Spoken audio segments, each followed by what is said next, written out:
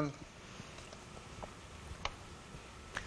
Welcome back. You're here on the third segment of the ILFL Soccer Night Show. You left us at the back end of the last segment speaking to Shaquille, and as we also spoke to Rashid in the first segment about what they're getting involved in. They've explained it. It's best that you see the pictures because sometimes pictures can tell 1,000 words. We've got something that we want you to take a look at. It should be ready for you right now. So sit back, have a look at this on the screen right now.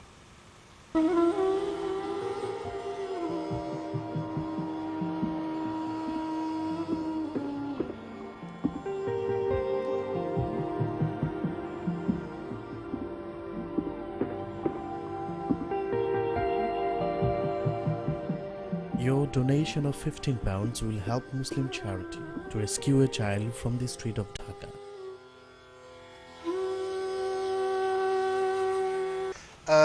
You saw that there, just to show you that it is meat on the bones. It's not something that we're just here and we're just talking about because we want to make ourselves look great. It's a real thing that's happening out there. It's a real charitable event that these guys are getting involved in. And Rashid, I just want to touch on that. I mean, we were talking outside of the break as well, but is this something that possibly, with a little bit of effort and a little bit of commitment from people, could and should probably become an annual event with quite a few people getting involved to go over and do these things? Because there are many events that you can do to help raise money for causes just like this. Yes, definitely, definitely.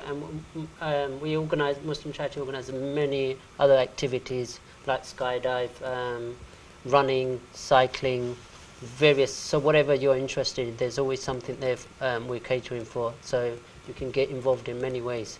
But just going back to that clip you just showed, if I can just share a story of some.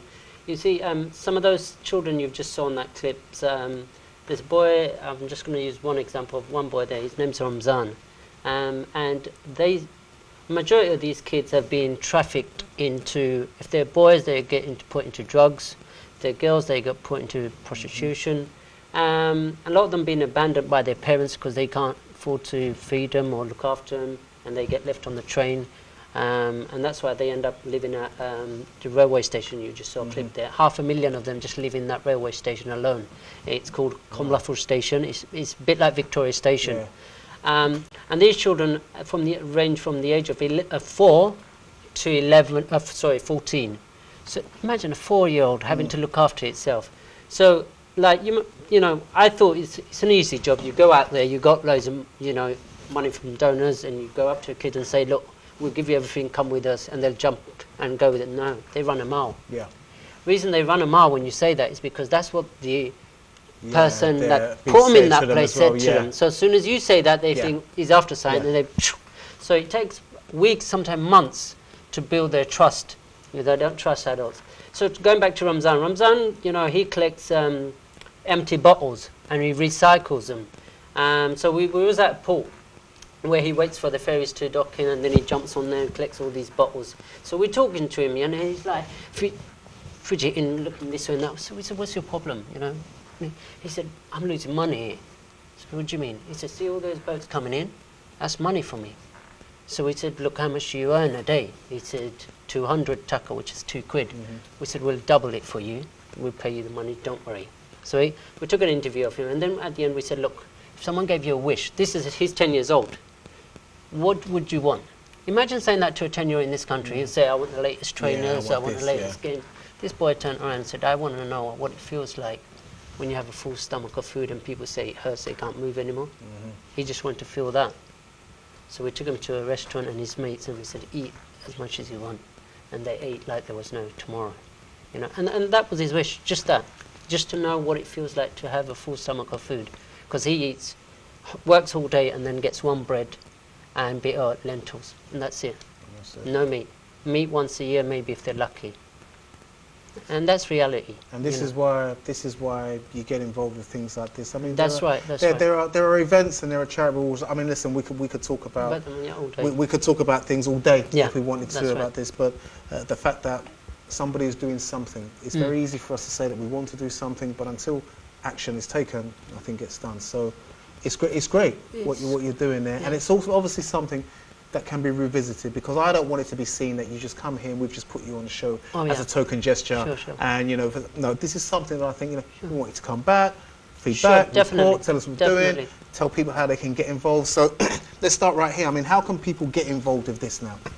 Well, how can people donate? Quite a few ways they can donate. They can go onto the charity website, which is www.muslimcharity.org.uk, and they can pick any project and then donate to that particular one. There's various Just Giving pages. Shakil's got his own Just Giving page that he's doing. He's set up for his team. There's 4 of you brothers, or 5? Yeah, there's 5 of us. It's number 7 so just giving / fundraising / number 7. So if anyone wants to donate through Just Giving, they can do that. They can also give it by hand, so I can go and collect it while I'm running, do it on Sundays while I'm watching the games. They can say, Shaq, you know, I've got some money for you. So they can give it to any of the ILFL members if they can. So there's various ways you can donate. It's very easy. It's great for us to be involved with charitable events and charitable causes as well, and it's something that we should highlight more. I think so. I think, you know, just listening to what they're saying is, you know, I think we all do think about it, but I think action speaks louder than words. Let's not think about it, let's actually get involved. And my request would be not just to the committee and the board ILFL, team members. You got so many players, managers, families, everyone. If all team gets involved and contribute 1%, it all adds up. You know, it all adds up. So, you know, any little would help. So my request to all the teams, please get involved with this, get in touch with us, get involved, give, and hopefully, you know, do your deeds. Don't just think about it. Let's actually, you know, get involved and help all these causes and the brothers here, which are doing an excellent, fabulous job, I must admit, because for me watching that video, it was quite touching. My request is for you, Rashid, to get involved in running as well. So that is my request for you. That's a challenge. That's a challenge. So I'm pretty sure everyone who's watching us will say, yes, we will all want you to be involved. So I think you should have a little think about it and I'll join us. Myself, and I'll pressure the board as well. The whole board members. It's a half marathon, yes? Yes. I'll tell you what, I think it's not a tongue-in-cheek thing. I think it's something that we should all think about. Definitely. I think because it's something that's really where we think, this is something that we could and should do. And you know, it's only £15 it costs to take one of those kids off the street. Only £15.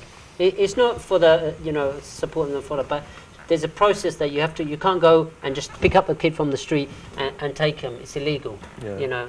And there's a process you have to go. You got to take them to a police station, register them, and then you have to sort of do a background research why they left home, or did their parents abandon them, or were they abused. So the whole process, and for that £15, all that process takes them into a temporary shelter. So at least they're safe. You know. And then from there they go into a permanent home or wherever it's safe or suitable. But that's £15 saves a life. You know. And how many £15 do we waste here?